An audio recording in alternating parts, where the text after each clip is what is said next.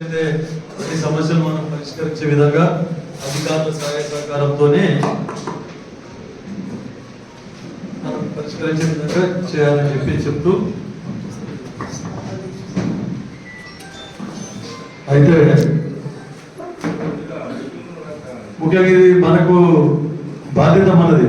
సర్పంచులు కానీ, ఎంపీటీసీలు కానీ, జడ్పీటీసీలు కానీ, లేదంటే ఎమ్మెల్యేలు కానీ, ఎంపీలు కానీ ఎవరైనా కూడా మన బాధ్యత. మనం మీరు ఇక అయిపోయినాం, మేము పెద్దగా అయిపోయినాం మనం అని కాదు, కానీ మనం మా ముఖ్యమంత్రి గారు కూడా చెప్తూ ఉన్నారు, మనం ఏంటంటే పదవులు అధిరోహించిన తర్వాత మనం ప్రజాసేవకులు అనేది మనం మర్చిపోవద్దు. ముఖ్యంగా ప్రజల సమస్యలు తీర్చే విధంగా కృషి చేయాలి. అందుకే ఇక్కడ నేను చెప్తా ఉన్నా, మీరు ఎవరు చిన్న సమస్య ఉన్నా పెద్ద సమస్య ఉన్నా అధికారులు కానీ ప్రజాప్రతినిధులు కానీ నా దృష్టికి తీసుకొని రండి. ఎందుకంటే నేను ఎప్పుడు అందుబాటులో ఉంటాను. మీకు ఏ సమస్య అయినా తీసుకొని వస్తే నా పరిధిలో ఉంటే నేను మన మండల అధికారులతో కానీ కానప్పటికీ జిల్లా అధికారులతో కానీ సంప్రదించి కృషి చేసే విధంగా నేను కృషి చేస్తాను. తర్వాత కానప్పటికీ ప్రభుత్వం పెద్ద సమస్యలు ఏమైనా ఉంటే ప్రభుత్వం దృష్టికి కూడా తీసుకొని పోతానని చెప్తాను.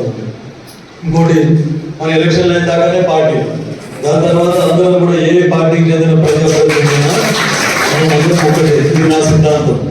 ప్రతి ఒక్కరికి సామాన్యునికి ఏదైతే ఉన్నదో ప్రతి బీదోనికి ప్రభుత్వ సంక్షేమ పథకాలు అందే విధంగా మనం కృషి చేయాలి. ఫస్ట్ ఎలిజిబుల్ వాళ్ళకి అందిన తర్వాతనే మనం పార్టీ సంబంధించి మా వాళ్ళు మీ వాళ్ళు అని చెప్పేసి చేసుకోవాలి తప్ప, లేదంటే మనం అన్ని మనోళ్ళు అని చెప్పేస్తే గరీబోడు ఉంటాడు, మనోళ్ళు ఉన్నోడుగానే మిగిలిపోతాడు. కాబట్టి అందరికి కూడా మనం రిక్వెస్ట్ చేసేది ఏంటంటే అధికారులకు కూడా నేను చెప్తా ఉన్నాను, ప్రభుత్వం ఎన్ని సంక్షేమ పథకాలు తీసుకొచ్చినా ఎన్ని స్కీములు తెచ్చినా మీరు ప్రజాప్రతినిధుల ద్వారా ప్రజలకు లబ్ధి చేకూరే విధంగా మీరు సహకరిస్తేనే అవుతుంది. లేదంటే ఇక మీరు కూడా ఇంట్రెస్ట్ తీసుకోకపోతే ప్రజాప్రతినిధులకు కొంతమందికి తెలిసి కొంతమంది తెలియక అవన్నీ నిరుపయోగం అయిపోతాయి, ప్రజలకు కామన్ మ్యాన్కు అందే ప్రసక్తి ఉండదు. కాబట్టి మనం అందరం కృషి చేయాలని చెప్తూ ఇంకా కూడా ఇది మనం విద్యాపరంగా చాలా వెనుకబడ్డారు. నారాయణఖేడ్ నియోజకవర్గమే విద్యాపరంగా. ఎందుకంటే అక్కడ మీరు నల్గొండ జిల్లా చూసినా, ఇక్కడ సిద్దిపేట చూసినా, ఎక్కడ చూసినా కూడా వాళ్ళందరూ కొంచెం అంతర్వేదిలో విద్యాపరంగా మనకంటే ముందంజలో ఉన్నారు.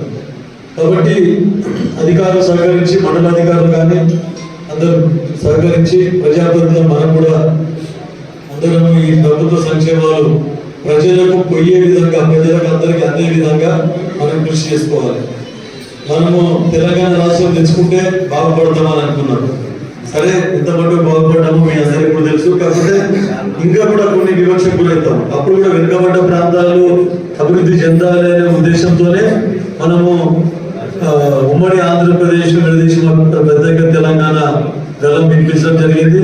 దాంట్లో భాగంగానే మనం ప్రత్యేక తెలంగాణ రాష్ట్రాన్ని సాధించుకున్నాం. ప్రత్యేక తెలంగాణ రాష్ట్రాన్ని సాధించుకున్న తర్వాత ఇంకా కూడా వివక్షకు గురవుతాం. మన ప్రాంతం ఇంకా కూడా వెనుకబడ్డ ప్రాంతాలుగానే మిగిలిపోతున్నాయి. ఎవరైతే ఉన్నారో వాళ్ళు మొత్తం ఫండ్స్ మొత్తం తీసుకొని పోతా ఉన్నారు వాళ్ళకు సంబంధించిన నియోజకవర్గాలకు. దాని గురించి కూడా మనం ఇంకా కూడా దృష్టి సారించవలసిన అవసరం ఉన్నది. కాబట్టి దీంట్లో కూడా ప్రభుత్వం దృష్టికి తీసుకొని పోయి మన భాగం మనకు దక్కే విధంగా మనకు ఏదైతే ఉన్నదో మన ఫండ్స్ మనకు వెనుకబడ్డ ప్రాంతానికి ఎన్ని నిధులు, అత్యధిక నిధులు తీసుకొచ్చే విధంగా నా తరఫున నేను కృషి చేస్తానని చెప్తా ఉన్నా.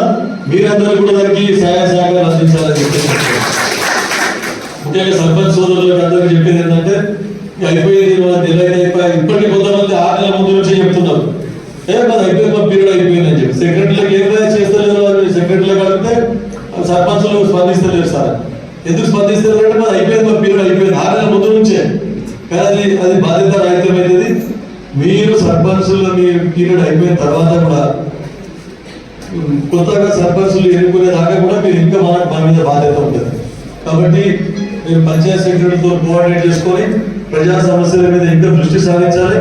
అప్పుడు కొత్తగా ఎన్నుకునే బాడీ దాకా కూడా మీరు నాకు సహకరించాలని చెప్పేసి చెప్తూ మీ బాధ్యత చెప్తూ ఇంకా ఏమైనా సమస్యలు ఉంటే కూడా నా దృష్టికి తీసుకోనండి. ముఖ్యంగా ఇంకా కొన్ని శాఖలను మనం రివ్యూ చేసుకోలేకపోయినాం.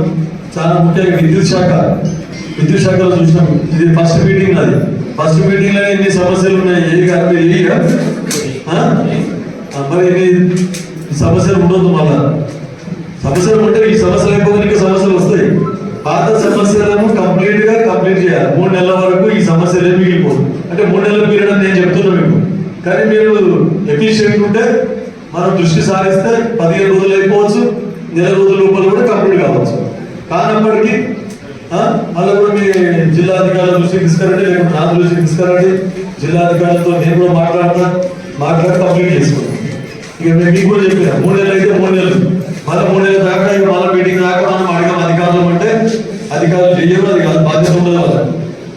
మనం 3 నెలల లోపల ఈ సమస్యను ఈ రోజు మనం ప్రస్తావించాం. ఏమైంది సార్ అని మళ్ళీ అడగాలి. నేను చూసే కాక ఇప్పుడు సంజీరావుపేట సోదరులు ఎంపీటీసీ కానీ సర్పంచ్ కానీ వాళ్ళు చాలా యాక్టివ్ గా ఉన్నారు. అన్నసాగర్ నుంచి కూడా వెళ్ళడం జరిగింది.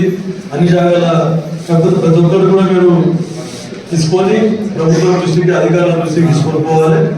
వాళ్ళు కూడా మనం రిపీటెడ్ అడిగితే ఖచ్చితంగా సహాయ సహకారాలు అందిస్తారు. అది అనే మాట లేదు. మా మండల అభివృద్ధి అధికారులు కూడా నేను చెప్పేది అంటే సార్, మన మీటింగ్ కండక్ట్ చేసుకోవడే కాకుండా అందరి అధికారులు మొత్తం డిపార్ట్మెంట్ మీకు ఇంటికి వస్తాయి. అన్ని డిపార్ట్మెంట్లో కూడా బాధ్యత మీద ఉంటుంది. ఎంఈఓ లేడని మనం పక్కకి పెట్టేస్తుంది అది కాదు. ముఖ్యంగా నేను అన్నింటిలో కూడా విద్యాపరంగా ఫస్ట్ ప్రాధాన్యత ఇవ్వాలని చూస్తాను.